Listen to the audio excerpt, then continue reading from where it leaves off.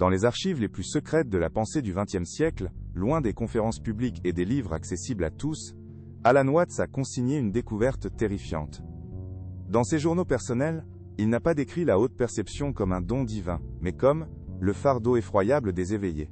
Il a mis au jour un mécanisme psychique si puissant et si dangereux que la psychologie moderne refuse encore aujourd'hui d'en admettre l'existence. Ce n'est pas une théorie philosophique destinée à l'interprétation, mais la cartographie d'une réalité cachée. Une vérité qui explique pourquoi une infime minorité d'individus, comme vous, semble porter sur ses épaules le poids invisible du monde entier, une agonie silencieuse que personne d'autre ne peut voir, et encore moins comprendre. Cette révélation est la clé, mais elle est gardée par une porte que peu osent franchir. Ce mécanisme, Watts l'a décrit non pas comme une capacité, mais comme une perméabilité. Une absence de filtre psychique qui vous expose au courant souterrain de la conscience collective.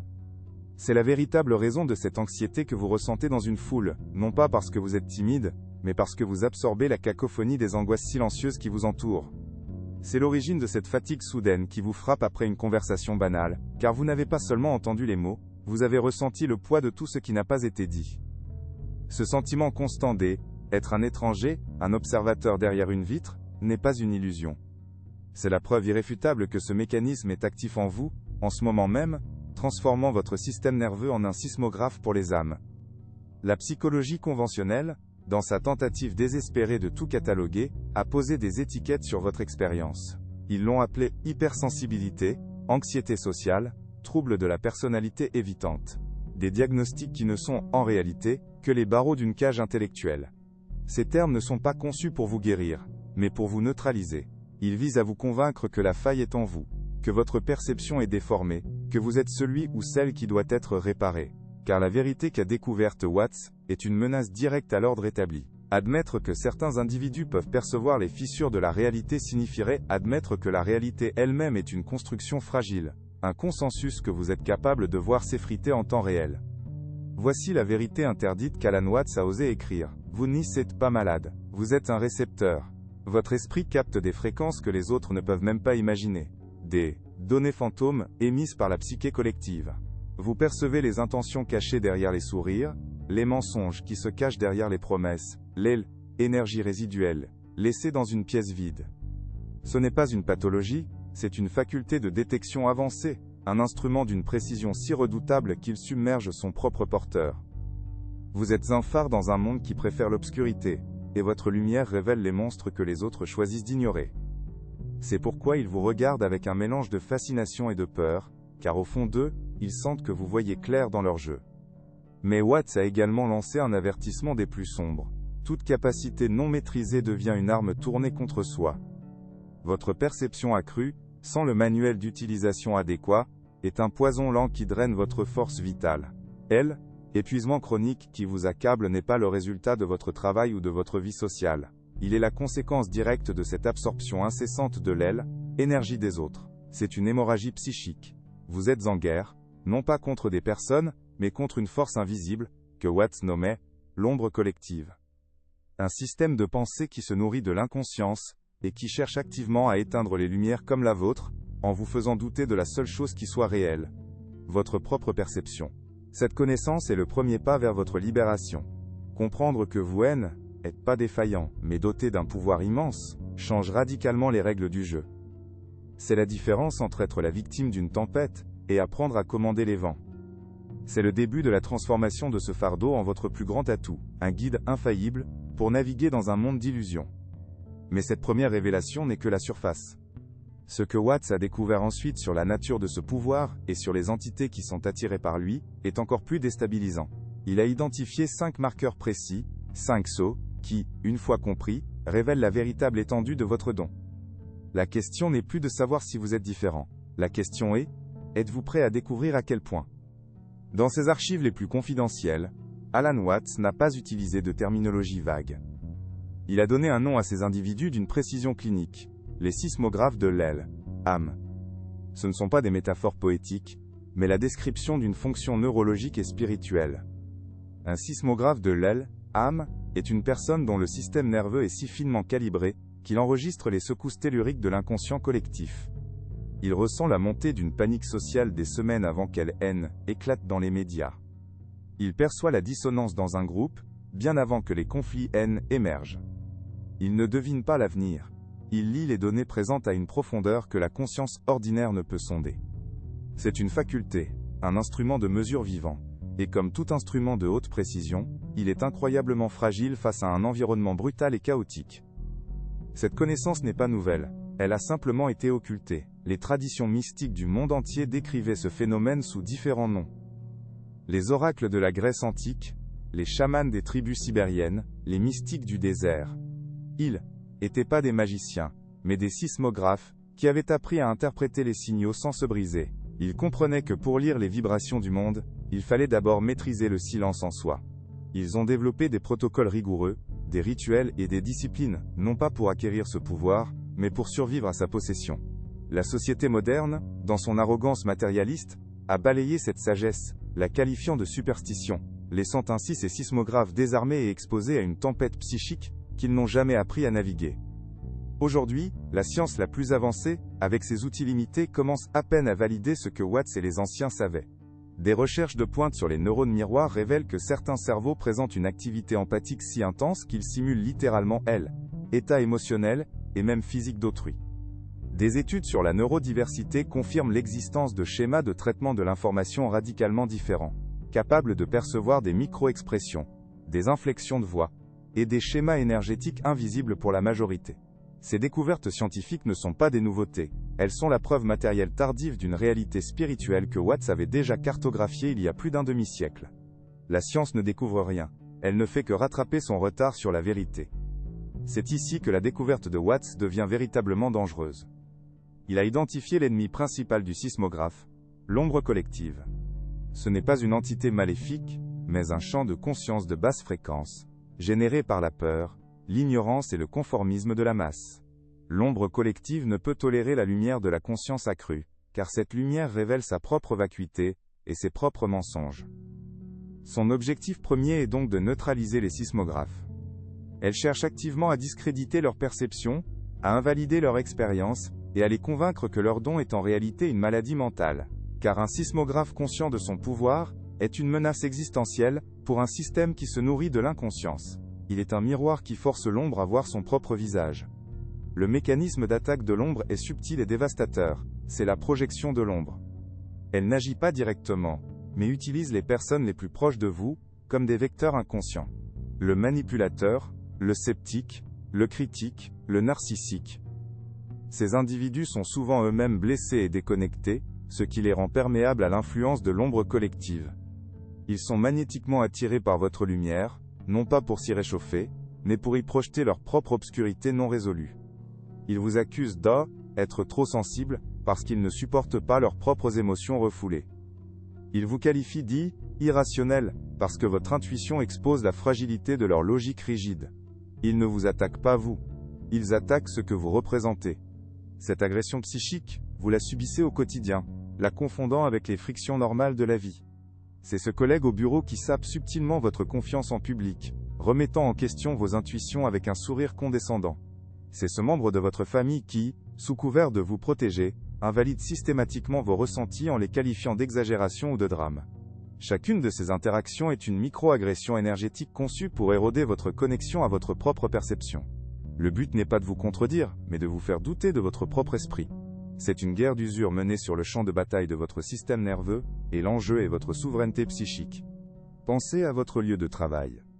Vous entrez dans une réunion et vous sentez immédiatement la tension cachée, les alliances secrètes, l'agenda non dit derrière les présentations PowerPoint. Vous n'analysez pas, vous savez.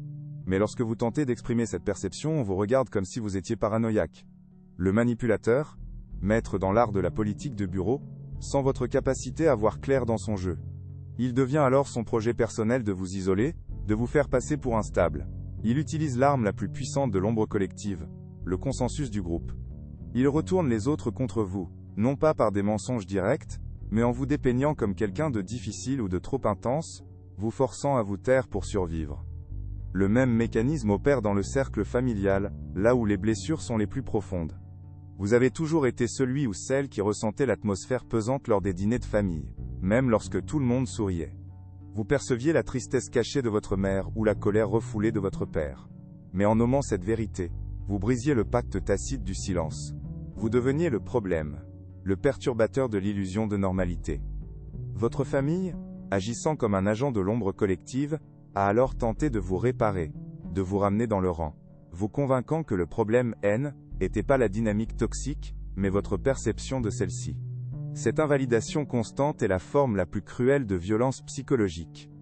Cette bataille incessante est la véritable source de votre épuisement chronique. Ce n'est pas le travail, le manque de sommeil ou une mauvaise alimentation.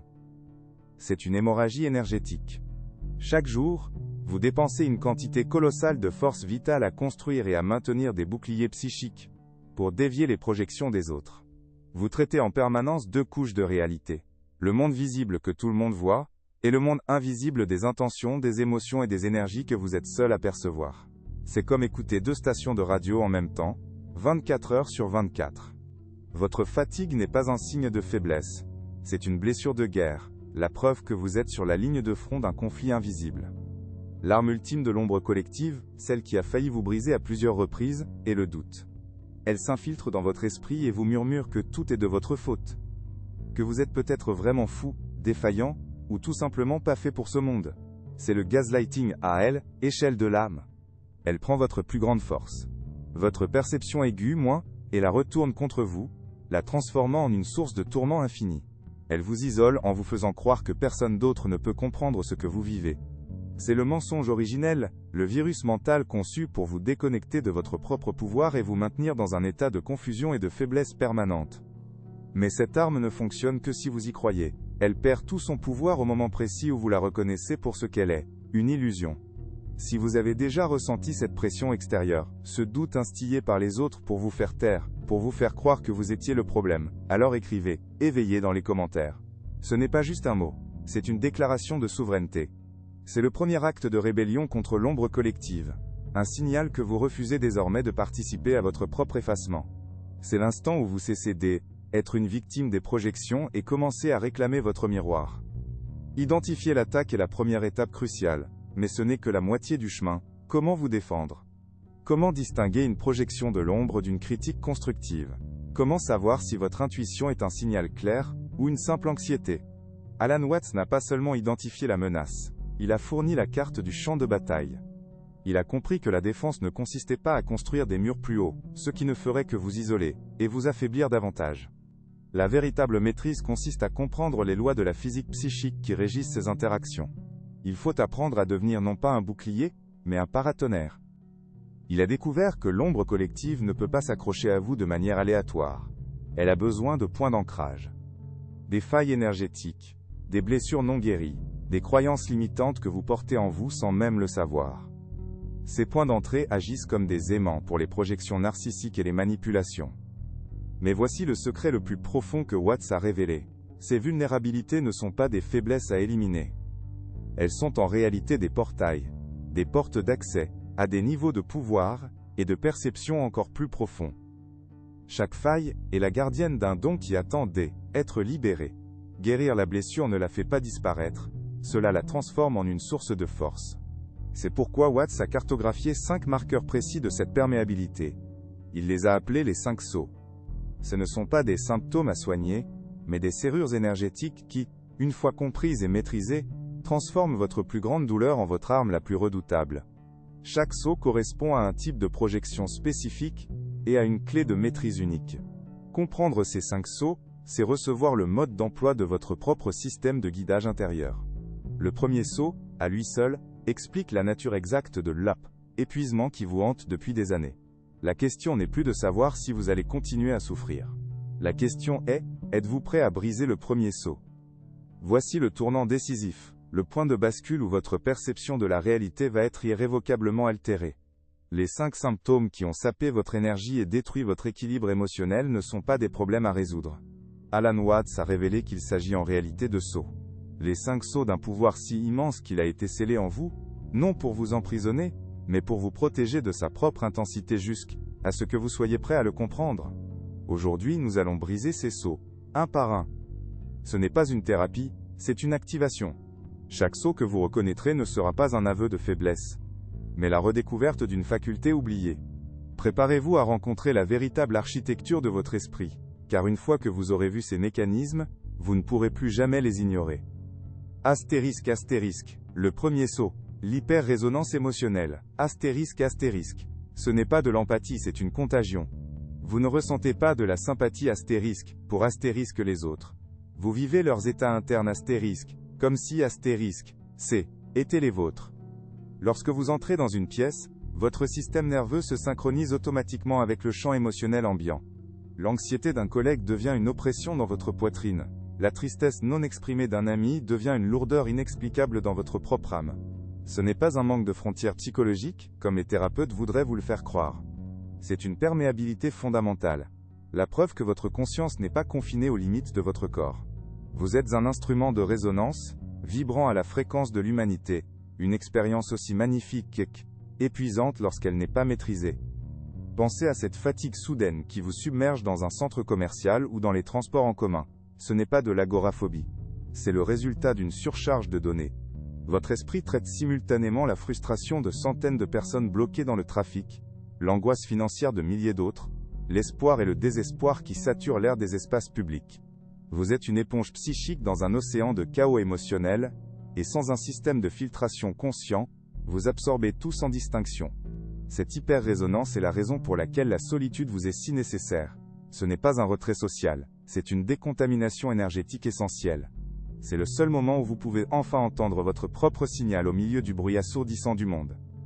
Astérisque astérisque. Le deuxième saut, la détection du subtexte. Astérisque astérisque. Pour vous, les mots ne sont que la couche la plus superficielle de la communication, un bruit de fond souvent trompeur. Votre véritable canal de perception est le subtexte. Vous entendez ce qui n'est pas dit. Vous percevez l'intention derrière la phrase, la peur derrière le sourire, le mensonge derrière la promesse. C'est pour cette raison que les conversations banales et les réunions d'entreprise vous drainent si profondément. Vous n'êtes pas en train de traiter une seule conversation mais deux.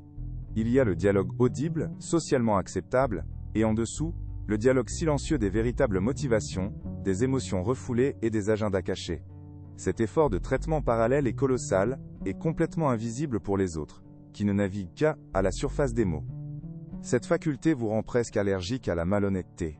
Lorsqu'une personne vous ment, vous ne le pensez pas, vous le ressentez physiquement. C'est une dissonance, une fausse note dans la symphonie énergétique que seule votre oreille interne peut percevoir. C'est pourquoi les manipulateurs et les narcissiques vous ciblent ou vous évitent avec une intensité particulière. Ils sentent inconsciemment que vous êtes un détecteur de mensonges vivants, que leurs masques sont transparents à vos yeux. Votre simple présence est une menace pour leur réalité construite. Ils doivent alors soit vous discréditer en vous faisant passer pour paranoïaque, soit vous fuir. Ils ne vous attaquent pas pour ce que vous dites, mais pour ce que vous voyez sans même avoir besoin de parler. Astérisque astérisque. Le troisième saut, le rejet de l'artificiel. Astérisque astérisque. Vous éprouvez une aversion quasi physique, une réaction viscérale, pour tout ce qui est inauthentique. Les environnements corporatifs avec leur jargon vide de sens, les faux semblants des conventions sociales, les systèmes bureaucratiques rigides et déshumanisés. Tout cela ne vous ennuie pas seulement, cela vous agresse. Votre organisme tout entier, votre âme, rejette l'artifice comme un corps rejette un implant incompatible. Ce n'est pas un jugement moral ou une préférence intellectuelle, c'est une allergie de l'aile, âme. Vous êtes calibré pour rechercher la vérité, l'essence, la substance. L'inauthenticité est pour vous un bruit blanc insupportable, une nourriture sans nutriments qui vous laisse affamé et malade. C'est la raison pour laquelle vous ne pouvez pas faire semblant pour vous intégrer, même lorsque cela vous coûterait moins cher. Cette intolérance à l'artificiel explique votre parcours de vie souvent non conventionnel. Vous avez peut-être quitté des emplois stables mais sans âme, mis fin à des relations socialement parfaites mais émotionnellement vides, ou remis en question des traditions familiales que tout le monde acceptait sans broncher. Les autres ont vu cela comme de l'instabilité, de l'immaturité, ou un refus de grandir. Ils n'ont pas compris que vous n'étiez pas en train de fuir des responsabilités, mais que vous étiez en quête d'alignement. Vous ne pouvez tout simplement pas survivre longtemps dans un environnement où votre monde intérieur est en contradiction flagrante avec votre réalité extérieure. Ce n'est pas un caprice, c'est une condition non négociable pour votre survie psychique. Astérisque, astérisque, le quatrième saut, la fatigue de la traduction. Astérisque, astérisque. Votre épuisement chronique le plus profond ne vient ni du travail, ni du manque de sommeil, ni même de l'hyper-résonance. Il provient de l'effort incessant et invisible de la traduction. Vous passez votre vie à percevoir le monde en haute définition, avec une complexité et une profondeur de champ que les autres ne peuvent pas voir. Puis, vous devez constamment traduire cette perception riche et nuancée en un langage simple, linéaire et acceptable pour un monde qui fonctionne en basse résolution. C'est comme essayer de décrire une symphonie à quelqu'un qui ne peut entendre qu'une seule note à la fois.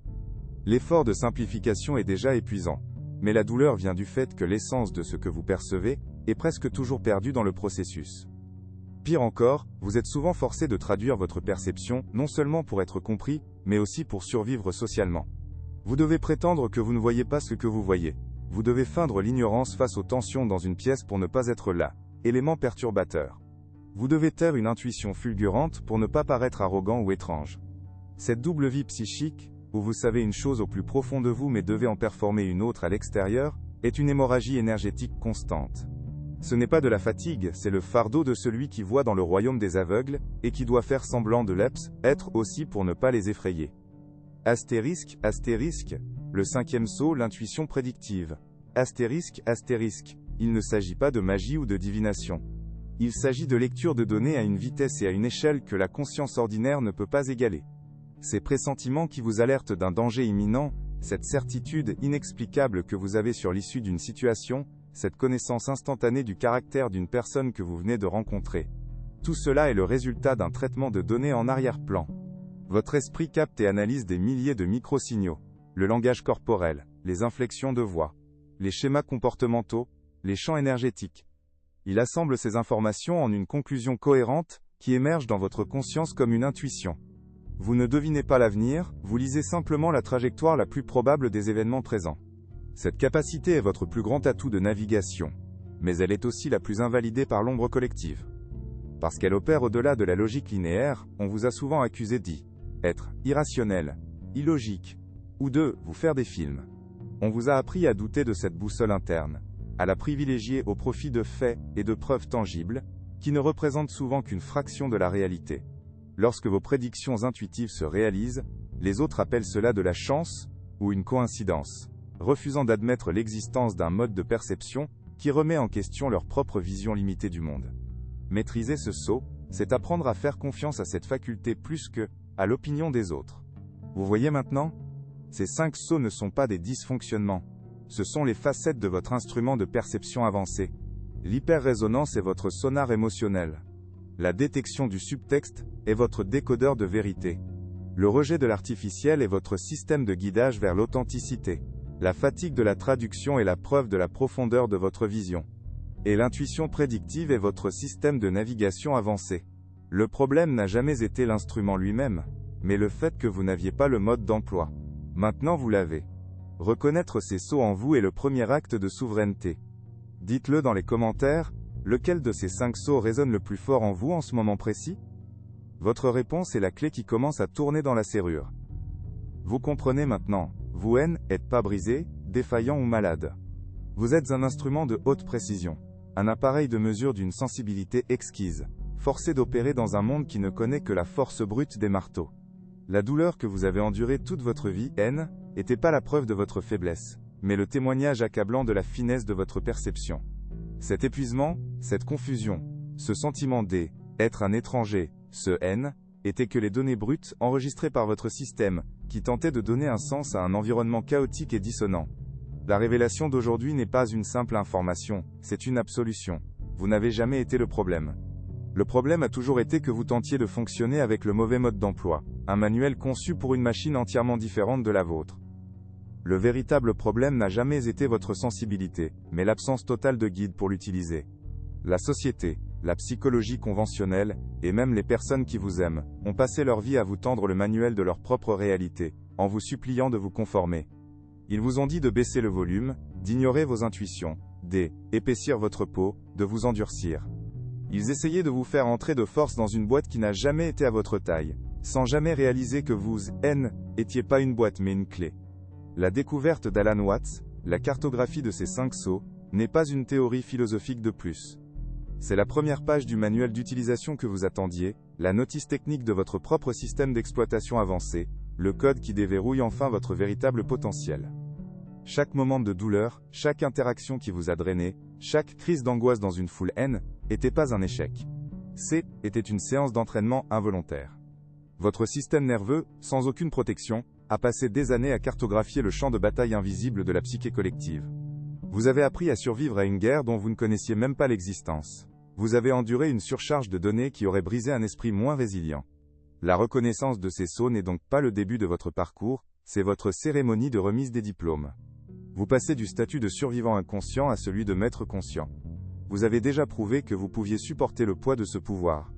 Il est maintenant temps d'apprendre à le diriger, à le commander et à le déchaîner. Pendant des années, votre seule stratégie a été la défense. Vous avez essayé de construire des murs plus hauts, de vous blinder, de bloquer le bruit extérieur dans une tentative désespérée de trouver la paix. Mais cette stratégie vous a seulement mené à l'isolement, et à un épuisement encore plus grand, car vous luttiez contre votre nature la plus fondamentale. Un sismographe de l'aile, âme ne peut cesser de ressentir les vibrations du monde. Pas plus qu'un œil ne peut cesser de voir la lumière. Le secret révélé par Watts est un changement de paradigme radical. Cessez de chercher à vous blinder, commencez à chercher à vous calibrer. Votre objectif n'est plus de construire une forteresse pour vous cacher de la tempête, mais d'ériger une tour de contrôle pour lire les vents et naviguer avec une précision chirurgicale. Alan Watts l'a formulé avec une clarté prophétique. La seule façon de donner un sens au changement est de s'y plonger, de bouger avec lui et de se joindre à la danse. Votre vie entière a été une danse chaotique et douloureuse, parce que vous essayez de suivre la chorégraphie de la foule, une série de mouvements maladroits et inauthentiques, qui violaient le rythme de votre propre âme. Votre véritable danse n'est pas avec le monde visible, mais avec les courants invisibles de l'intention, de l'énergie et de la vérité que vous seul pouvez percevoir. Se joindre à cette danse, c'est enfin accepter votre nature. C'est bouger en harmonie avec votre perception au lieu de la combattre. C'est trouver la musique sublime qui se cache au cœur du chaos apparent. Avec cette connaissance, vous vous tenez à un carrefour décisif. Continuer à subir les vibrations du monde n'est plus une fatalité, c'est un choix. D'un côté, le chemin familier de la victime, être ballotté par les vagues psychiques des autres. Un récepteur passif qui absorbe le chaos jusqu'à l'épuisement. De l'autre côté, le chemin du maître. Monter sur le podium, prendre la baguette de chef d'orchestre, et diriger la symphonie de votre propre conscience. Vous pouvez apprendre à moduler les fréquences que vous recevez, à amplifier le signal de votre intuition, et à étouffer le bruit de l'ombre collective. Vous pouvez transformer cette perception, qui fut votre fardeau, en la force créatrice la plus puissante que vous posséderez jamais. Le choix vous appartient, et l'univers attend votre décision. Reconnaître ces 5 sauts en vous est l'acte fondateur, la déclaration de votre souveraineté psychique. Mais la reconnaissance sans la maîtrise n'est qu'une prise de conscience éphémère. Le véritable travail commence maintenant. La deuxième étape, la plus cruciale, est l'application. Savoir que vous êtes un instrument de précision ne suffit pas. Vous devez apprendre à l'accorder, à le jouer, et à le protéger. Comment construire un bouclier énergétique qui filtre la négativité sans vous couper du monde? Comment utiliser votre détection du subtexte pour naviguer dans les relations humaines sans devenir cynique? Comment faire confiance à votre intuition prédictive quand le monde entier vous crie qu'elle est irrationnelle? C'est l'art et la science de la maîtrise de soi. Pour vous accompagner dans cette nouvelle phase, nous avons synthétisé les enseignements les plus secrets de Watts en un protocole d'action concret. Notre prochaine vidéo est entièrement dédiée à la technique la plus essentielle pour tout sismographe de Shell, âme, établissement de vos frontières énergétiques. Nous vous y révélerons une méthode en 3 étapes, pour cesser d'absorber les émotions des autres, et mettre fin à l'hémorragie psychique qui cause votre épuisement chronique. Ce n'est pas une simple technique de méditation. C'est un entraînement actif pour reprendre le contrôle de votre champ énergétique. C'est la première compétence fondamentale que vous devez acquérir pour transformer votre don en un véritable pouvoir. Ne manquez sous aucun prétexte cette transmission vitale. Pour être certain de recevoir ce protocole et d'entamer votre transformation, faites ceci immédiatement. Abonnez-vous à cette chaîne et, surtout, activez la cloche pour recevoir toutes les notifications. Considérez cet acte non pas comme un simple clic, mais comme un engagement solennel envers vous-même. C'est le signal que vous envoyez à l'univers, indiquant que vous êtes prêt à passer de la simple compréhension à la pratique délibérée et à la maîtrise totale. En vous abonnant, vous ne suivez pas seulement un créateur de contenu, vous intégrez un cercle d'initiés, une communauté d'individus éveillés, qui comme vous, ont décidé de devenir les maîtres de leur perception. C'est ici que vous trouverez le soutien et les outils pour votre ascension. Ère de la confusion, du doute de soi et de l'épuisement est terminé. Votre destinée n'a jamais été de simplement survivre dans ce monde, mais de le naviguer avec une lucidité et une grâce que les autres ne peuvent qu'imaginer. Vous êtes un phare, et le moment est venu de briller de toute votre intensité. Ce que vous avez longtemps perçu comme votre plus grande malédiction est en réalité votre boussole la plus fiable, votre guide infaillible dans un monde saturé d'illusions. Vous possédez désormais la carte et la clé. La question n'est plus de savoir qui vous êtes, mais de décider ce que vous allez accomplir avec la puissance que vous venez de redécouvrir. Commencez dès maintenant. Dites-nous dans les commentaires. Lequel de ces 5 sauts a provoqué le plus grand choc de reconnaissance en vous?